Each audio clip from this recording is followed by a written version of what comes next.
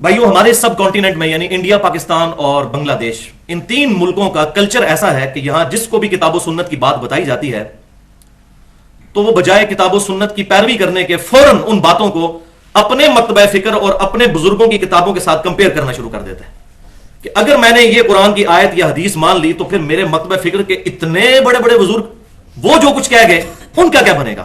حالانکہ ہونا چاہیے کہ وہ بزرگ اپنی قبروں میں پہنچ چکے، اللہ کے پاس جا چکے، ان کے ساتھ جو معاملہ ہونا ہے وہ اللہ کے سپرد۔ ہم کسی کے پیچھے اپنی آخرت کیوں برباد کریں؟ فرقہ واریت کی یہ سب سے بڑی لعنت ہے کہ ہم کتاب و سنت کی بات کو اپنے بزرگوں کی باتوں پر پیش کرتے ہیں، حالانکہ اس کے الٹ ہونا چاہیے کہ ہمیں بزرگوں کی باتوں کو، اپنے علماء کی باتوں کو کتاب و سنت پر پیش کرنا چاہیے۔ اب بھائیو ہم ان عبارات کی طرف آتے ہیں اور ان عبارتوں کا میں صرف کمپیریزن کرواؤں گا، علماء کا نظریہ ورسز وحی کا فیصلہ۔ پہلے وہ عبارت پڑھوں گا، ایگزیکٹ جو عبارت لکھی ہوگی اس کتاب میں، اور اس کے مقابلے پر وحی کیا کہتی ہے، یعنی کتاب و سنت اور اجماع۔ یہ بریلوی مکتبہ فکر کے بہت بڑے عالم مولانا احمد رضا خان صاحب بریلوی، ملفوظات حصہ 4 صفحہ 377، جو کہ ہمارے بک کارنر جہلم سے شائع ہوا، اور اس وقت اعلی حضرت .net نام کی بریلی کی ایک ویب سائٹ ہے، اس پر بھی یہ سارے ملفوظات رکھے ہوئے ہیں۔ تو وہ اپنے ملفوظات میں ذکر کرتے ہیں، جب مجمع ہوا کفار کا مدینہ پر کہ اسلام کا قلع کما کر دیں، یہ غزوہ احزاب کا واقعہ ہے۔ رب عز و جل نے مدد فرمانا چاہی اپنے حبیب صلی اللہ علیہ وسلم کی، تو شمالی ہوا کو حکم ہوا کہ جا اور کافروں کو نیست و نابود کر دے۔ حکم کس کا ہو رہا ہے؟ اللہ کا۔ ہوا کو، شمالی ہوا کو۔ ہوا نے کہا بیبیاں رات کو باہر نہیں نکلتی، یعنی ہواؤں نے اللہ کے کہنے پر انکار کر دیا کہ بیبیاں رات کو گھر سے نہیں نکلتی، تو اللہ نے اس ہوا کو بانجھ کر دیا۔ اسی وجہ سے شمالی ہوا سے کبھی پانی نہیں برستا، حالانکہ پاکستان میں مونسون کی جتنی بارشیں وہ شمال سے ہی ہوتی ہیں۔ پھر سبا سے فرمایا تو اس نے عرض کی کہ ہم نے سنا اور اطاعت کی، اور وہ گئی اور کفار کو برباد کرنا شروع کر دیا۔ یہ وہ کہہ رہے ہیں کہ معاملہ ہوا کہ شمالی ہوا کو حکم ہوا، لیکن اس نے اللہ کا حکم نہیں مانا تو اللہ نے اسے بانجھ کر دیا۔ بھائیو سوائے انسانوں اور جندوں کے اس کائنات کی کوئی مخلوق اللہ تعالیٰ کے حکم کا خلاف نہیں کرتی، یہ کیٹاگوریکل مینشن ہے، کیٹاگوریکل۔ اور انسان اور جن کیوں؟ ان کو اختیار دیا گیا ہے سورہ الدہر کے اندر، انا ہدیناہ السبیل اما شاکرا و اما کفورا، ہم نے ہدایت کا راستہ تمہیں دکھا دیا، چاہو تو اس راستے کو اختیار کرو، چاہے ہماری ناشکری اختیار کرو۔ تو یہ بھی اس لیے نافرمان ہے کہ ان کو اختیار دیا گیا، باقی کسی چیز کو اختیار نہیں، اور وہی ہے وحی کا فیصلہ۔ بسم اللہ الرحمن الرحیم، انما امرہ اذا اراد شیئا ان یقول لہ کن فیکون۔ اس کی شان تو یہ ہے کہ جب کسی چیز کا ارادہ فرماتا ہے تو کہتا ہے ہو جا تو وہ ہو جاتی ہے۔ لیکن جنوں اور انسانوں کو اختیار دیا، باقی مخلوقات کو کوئی اختیار نہیں، بلکہ سورہ حمیم السجدہ کی 11 نمبر آیت میں ہے کہ ہم نے زمین و آسمان کو حکم دیا کہ چاہتے ہوئے یا نہ چاہتے ہوئے ہماری اطاعت اختیار کرو، تو انہوں نے کہا کہ ہم چاہتے ہوئے آپ کی اطاعت میں آتے ہیں۔ تو ہر چیز جبرن مجبور ہے اس قانون کی جو اللہ نے اس کے لیے مقرر کیا۔ یہ ہو ہی نہیں سکتا کہ پانی کو آپ آگ پر پھینکیں اور پانی جو ہے پٹرول کا کام کرنا شروع کر دے۔ فزیکل فینومینا آف نیچر کبھی بھی نہیں ٹوٹے گا۔ یہ نہیں ہو سکتا کہ اللہ تعالیٰ کسی چیز کو حکم دے اور وہ کہ جی بیویاں رات کو گھروں سے باہر نہیں نکلتی، والعیاذ باللہ تعالی۔ مفتی احمد یار خان نعیمی صاحب، جو ہمارے قریب ہی 40 منٹ کی ڈرائیو ہے، گجرات شہر کے بہت بڑے عالم تھے بریلوی مکتبہ فکر کے، وہ اپنی مشکات شریف کی شرح کے جلد سوم اور پیج نمبر 357 پر لکھتے ہیں، اور یہ قادری پبلشرز لاہور سے شائع ہوئی ہے۔ وہ کہتے ہیں ذوالنون حضرت یونس علیہ السلام کا لقب ہے کیونکہ آپ کچھ روز مچھلی کے پیٹ میں رہے۔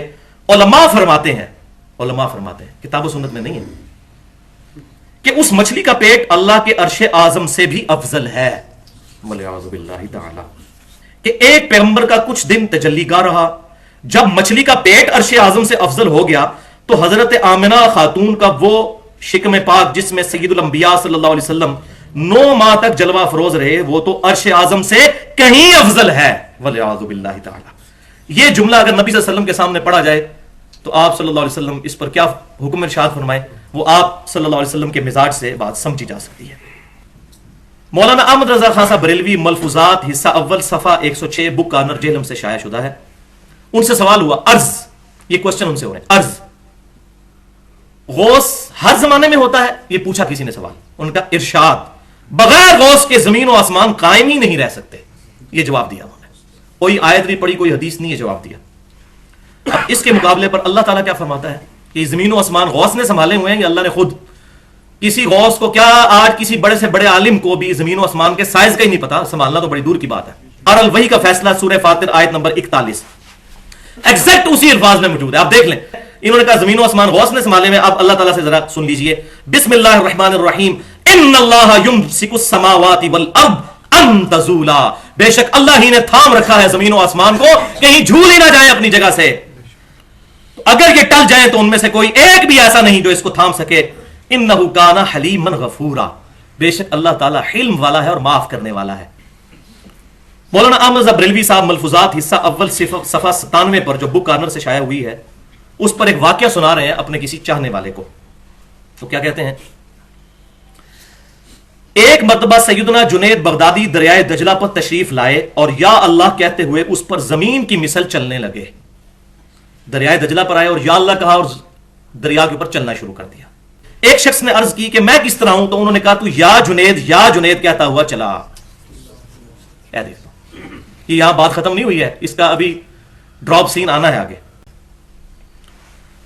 उसने यही कहा, यानी या जुनैद, और दरिया पर जमीन की तरह चलने लगा। वाह जी वाह। जब बीच दरिया में पहुंचा तो शैतान लईन ने दिल में वसवसा डाला कि हजरत खुद तो या अल्लाह कह रहे हैं और मुझे या जुनैद कह रहे हैं। उसने भी या अल्लाह कहा और साथ ही गोता खा गया। क्या कमेंट्स करे बंदा इस पे? या अल्लाह कह रहे हैं को वसवसा कह रहे हैं। अब आपको पता चला कि मैं क्यों कहता हूं इत्तखज़ू अहबारहुम व रुहबानहुम अरबाबा मिन दूनिल्लाह। इन लोगों ने अपने उलमा और अपने बुजुर्गों को अल्लाह को छोड़ के अपना रब मान लिया हुआ है। तभी तो ये कह रहे हैं कि या अल्लाह कहा तो गोता खाया, फिर पुकारा हजरत मैं चला, फरमाया वही कहो या जुनैद। उसने फिर या जुनैद कहा तो फिर दरिया पर जमीन की तरह चलने लगा। फिर हजरत जुनैद ने फरमाया अरे नादान, अभी तो तू जुनैद तक पहुंचा ही नहीं, अल्लाह तक रसाई की हवस है। अस्तगफिरुल्लाह। अंबिया के मानने वाले तो पहले दिन ही ला इलाहा इल्लल्लाह मुहम्मद रसूलुल्लाह पढ़वाकर अल्लाह और उसके महबूब सल्लल्लाहु अलैहि वसल्लम के दामने करम तक पहुंचाते हैं, अपने तक नहीं। अपने जात की नफी करने वाला अल्लाह का वली होता है। मुफ्ती अहमद यार खान नईमी साहब जाल हक किताब सफा 145 कादरी पब्लिशर्स लाहौर से जो शाया हुई नूर बशर वाली बहस वाले चैप्टर में लिखते हैं, सूरतुल कहफ की आयत नंबर 110 की तशरीह करते हुए, बिस्मिल्लाहिर्रहमानिर्रहीम, कुल इन्नमा अना बशरुम मिस्लुकुम, ऐ महबूब सल्लल्लाहु अलैहि वसल्लम आप ऐलान फरमा दीजिए कि बेशक इंसान होने में मैं भी तुम्हारी तरह हूं। इंसान होने में मैं भी तुम्हारी तरह, जिन्स के एतबार से इंसान थे, मर्तबे के एतबार से इंसानियत को नाज है आप सल्लल्लाहु अलैहि वसल्लम की मुबारक जात में। तो अब वो नूर बशर वाले मसले में बहस करते हुए कहते हैं कि इस आयत को कहते हैं कि ए महबूब सल्लल्लाहु अलैहि वसल्लम फरमा दो मैं तुम जैसा बशर हूं। इस आयत में कुफार से खिताब है, चूंकि हर चीज अपनी गैर जिन्स से नफरत करती है, लिहाजा फरमाया गया कि ए कुफार तुम मुझसे मत घबराओ, यानी मैं भी इंसान हूं तुम भी इंसान हो, मुझसे मत घबराओ, मेरी दावत सुनो, मैं तुम्हारी जिन्स से हूं यानी बशर हूं।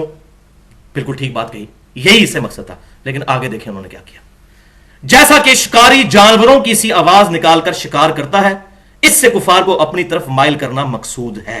वलियाउज़ु बिल्लाहि ताला। वो कहते हैं जब शिकारी ने कोई जानवर तितर या बटेर को शिकार करना होता है तो अपने मुंह से वैसी आवाज निकालता है ताकि उसको शिकार करने के लिए करीब करे। तो नबी सल्लल्लाहु अलैहि वसल्लम भी कुल इन्नमा अना बशरुम मिस्लुकुम कहकर काफिरों को अपनी तरफ मुतवज्जे कर रहे थे। इन्ना लिल्लाहि व इन्ना इलैहि राजिऊन। इस पर मैं वो आयत पढ़ूंगा, वही का फैसला, बिस्मिल्लाहिर्रहमानिर्रहीम, सूरह बनी इसराइल आयत नंबर 48 और सूरतुल फुरकान आयत नंबर 9। उन्जुर कैफ दरबू लकल अमसाल, ऐ महबूब देख तो सही तेरे बारे में कैसी कैसी मिसालें ये बयान करते हैं।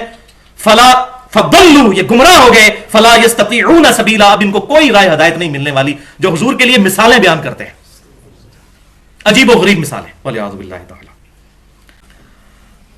हमारे सब कॉन्टिनेंट में एक बहुत बड़े बुजुर्ग जिनको लोग दाता साहब कहते हैं, अली बिन उस्मान हजबेरी साहब, जिनका मज़ार लाहौर में है, उनकी किताब है कशफुल महजूब, जो उनके मानने वाले तो कहते हैं उन्हीं की किताब है, कोई तब्दीली इसमें नहीं हुई, ये मार्फत की बातें हैं जो उन्होंने लिखी।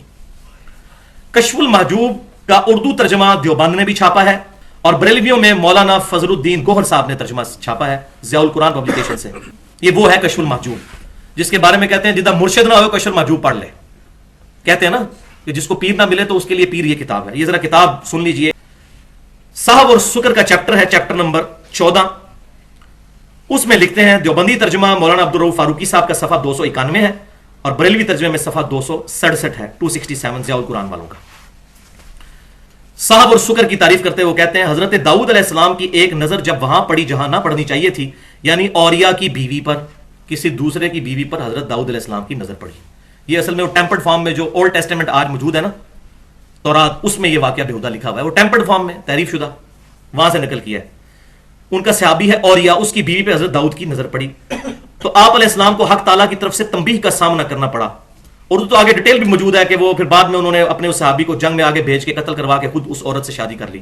یہ پورا واقعہ ولی اعوذ باللہ تعالیٰ اس میں لکھا ہے. تو وہ کہتے ہیں حضرت داؤد علیہ السلام کو اللہ تعالیٰ نے ڈانٹا کہ یہ تو نے کیا کیا. اور ہمارے پیغمبر صلی اللہ علیہ وسلم استغفر اللہ، ان کی بھی اسی طرح کی ایک نگاہ حضرت زید ابن حارثہ کی بیوی پر پڑی ولی اعوذ باللہ تعالیٰ.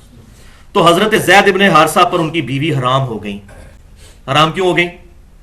کہ نبی صلی اللہ علیہ وسلم نے ان کو دیکھا تو آپ صلی اللہ علیہ وسلم کی خواہش تھی معاذ اللہ استغفر اللہ کہ ان سے وہ شادی کر لیں. تو اللہ تعالیٰ نے ایسی کو نفرت ڈالی کہ وہ ان پر حرام ہو گئی. حضرت زید ابن حارثہ نے طلاق دے دی، حالانکہ یہ وجہ نہیں تھی طلاق کی. وہ وجہ کیا تھی کہ حضرت زید ابن حارثہ غلام تھے اور وہ ہاشمی خاندان سے تھی، ان کی آپس میں بن نہیں پا رہی تھی، یہ وجہ تھی. تو کہتے ہیں یہ نظر پڑ گئی تو حرام ہو گئی. اور یہ ام المومنین حضرت زینب کے بارے میں رضی اللہ تعالیٰ عنہ. اب وہ کہتے ہیں اس لیے کہ حضرت داؤد علیہ السلام کی نظر حالت صحو میں تھی. صحو کہتے ہیں جان بوجھ کر بندہ ہوش میں ہو اور اس سے کوئی بھول چوک ہو جائے. تو کہتے ہیں داؤد علیہ السلام تو ہوش میں تھے، انہوں نے اپنی صحابی کی بیوی کے ساتھ جو کچھ وہ معاملہ دیکھنے والا کیا تو اللہ نے ان کو ڈانٹا. اور ہمارے نبی کو نہیں ڈانٹا، اس کی وجہ بتا رہے ہیں کیوں. وہ کہتے ہیں اور ہمارے پیغمبر صلی اللہ علیہ وسلم کی نظر حالت سکر میں تھی، یعنی مدہوشی کی حالت میں تھی، اس لیے ان پر گرفت نہیں ہوئی. سکر اور صاحب یہ ٹرمز ہیں دو تصوف کی. صاحب کہتے ہیں جو بندہ ہوش میں ہوتا ہے جس کو سالک کہتے ہیں، اور سکر کہتے ہیں یہ مجذوب جس کو ہوش نہیں ہوتی.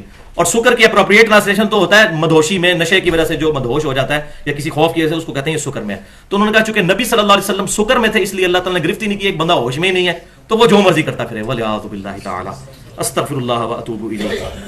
اب یہ تو تھا ان کا عقیدہ.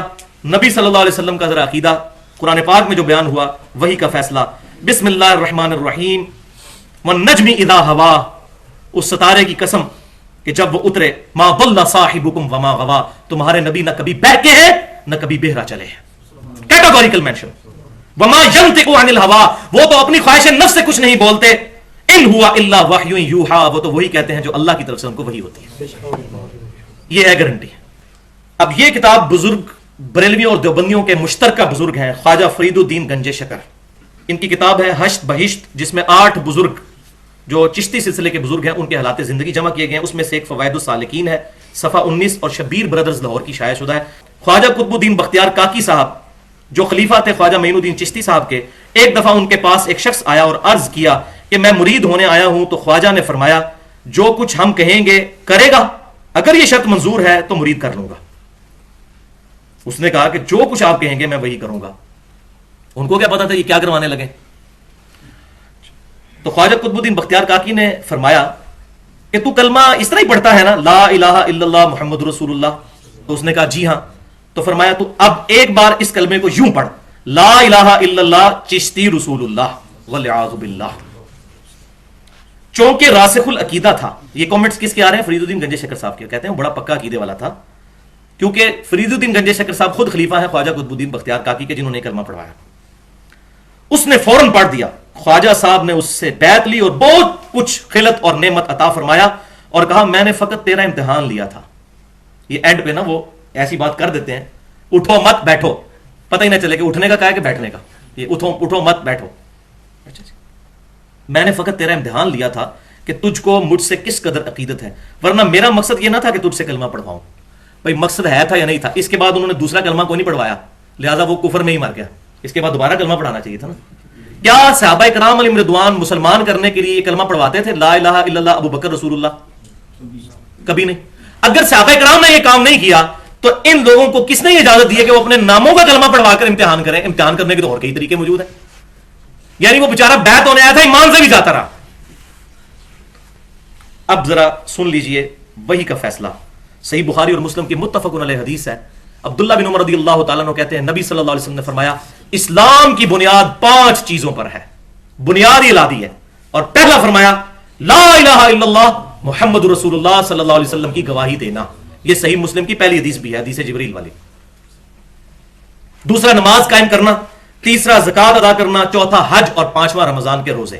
تو حمزہ بریلوی صاحب کہتے ہیں کہ انبیاء کرام کی حیات قبروں میں حقیقی حصی دنیاوی ہے، بلکہ سیدی کہتے ہیں، بلکہ میرے جو آقا ہیں، نبی صلی اللہ علیہ وسلم کو نہیں کہہ رہے، اپنے ایک بزرگ کو کہہ رہے ہیں، بلکہ سیدی محمد بن عبد الباقی زرقانی جو دیوبند اور بریلویوں کے مشترکہ بزرگ ہیں، وہ فرماتے ہیں کہ انبیاء کرام علیہ السلام کی قبور مطہرہ میں ازواج مطہرات بھی پیش کی جاتی ہیں، وہ ان کے ساتھ شباشی بھی کرتے ہیں۔ میں نے کہا تھا نا بریلوی تو کھل ڈل کے بات کرتے ہیں، انہوں نے کوئی اس میں رہنے نہیں دی بات، انہوں نے کہا جناب دنیاوی کی آپ کو تعریف کھول کے بتاتے ہیں، دنیاوی کا مطلب کیا ہوتا ہے، یہ سارے کام ہوتے ہیں وہاں پر۔ اچھا آپ بریلوی کہتے ہیں وہ جناب یہ تو انہوں نے عبد الباقی زرقانی کا قول نقل کیا ہے، اچھا تو نقل کر کے اس کی تردید کی ہے، انہوں نے تو اپنی بات کی دلیل میں وہ قول پیش کیا ہے، اور دوسرا انہوں نے کہا سیدی، آپ کوئی کہ سیدی غلام احمد قادیانی فرماتے ہیں، پھر وہی کا فیصلہ بسم اللہ الرحمن الرحیم سورۃ الاحزاب آیت نمبر 6 النبی اولا بالمؤمنین من انفسہم وازواجہ امہاتہم، نبی صلی اللہ علیہ وسلم مومنین کی جانوں سے بھی زیادہ ان پر حقدار ہیں، اور نبی صلی اللہ علیہ وسلم کی بیویاں امت کی مائیں ہیں۔ حضور کی بیویوں کے بارے میں بات کرنا اپنی ماں کے بارے میں بات کرنا ہے۔ کوئی شخص یہ کہہ سکتا ہے کہ یہ وہ کمرہ ہے جس میں میرے والد صاحب میری والدہ کے ساتھ شباشی فرماتے ہیں، اور نبی صلی اللہ علیہ وسلم کے بارے میں یہ بات کرنا؟ یہ تمام عبارتیں آپ نے سن لی، اس کے بعد فیصلہ آپ کے ہاتھ میں ہے، میرے ہاتھ میں نہیں۔ اب ہم نے یہ فیصلہ کرنا ہے، ان کے پیچھے، ان عبارتوں کے پیچھے، ان علماء کے پیچھے جو ان چیزوں کے ساتھ ہمیں اٹیچ کر رہے ہیں، ہم نے اپنی آخرت برباد کرنی ہے، یا ہم نے نبی صلی اللہ علیہ وسلم کی تعلیمات کتاب و سنت کی شکل میں جو ہم پر موجود ہیں ہمارے پاس، اس پر عمل کرنا ہے۔ میں آخر میں وہی آیت پھر پڑھ دیتا ہوں، بسم اللہ الرحمن الرحیم سورۃ الاحزاب آیت نمبر 57 ان الذین یؤذون اللہ ورسولہ، بے شک وہ لوگ جو اللہ اور اس کے رسول کو اذیت دیتے ہیں، لعنہم اللہ فی الدنیا والآخرہ، ان پر لعنت ہے اللہ کی دنیا کی زندگی میں بھی اور آخرت میں بھی، وَأَعَدَّ لَهُمْ عَذَابًا مُهِينًا، اور ایسے لوگوں کے لیے ذلیل و خوار کر دینے والا عذاب اللہ نے تیار کر رکھا ہے۔ وَلِعَاذُ بِاللَّهِ تَعَالَى، اللہ کا شکر ہے کہ ہمارے پاس ان کی کتابیں موجود ہیں، اور ان کتابوں میں ایسی عبارتیں موجود ہیں تاکہ ہم اینٹی وینم تیار کر کے ان کی پبلک کو یہ فاش باتیں دکھا سکیں اور اس کے ذریعے لوگوں کو کتاب و سنت تک لا سکیں۔ مجھے الحمدللہ اس چیز کی خوشی ہے کہ یہ چیزیں موجود ہیں، ہم کچھ دکھا تو سکتے ہیں لوگوں کو، اور جب یہ لوگ نکالیں چیزیں تو اعلان نکالیں، ہم اس کو بھی ویلکم کہیں گے۔ اللہ تعالیٰ سے دعا ہے کہ ہمیں گستاخوں سے بچا کر نبی صلی اللہ علیہ وسلم کے ساتھ سچی محبت رکھنے والے جو لوگ ہیں، کتاب و سنت کے منہج کے جو لوگ ہیں، ان کے ساتھ اٹیچمنٹ نصیب فرمائے، کتاب و سنت اور اجماع کی تعلیمات کو خود عمل کر کے دوسروں تک پہنچانے کی توفیق عطا فرمائے۔ جو حق بات میں نے آج کہی اللہ تعالیٰ ہمارے دلوں میں راسخ فرمائے، اگر جذبات میں میرے منہ سے کوئی غلط بات نکل گئی تو اللہ تعالیٰ ہمارے دل سے معاف کر دے اور اس کو معاف بھی فرما دے۔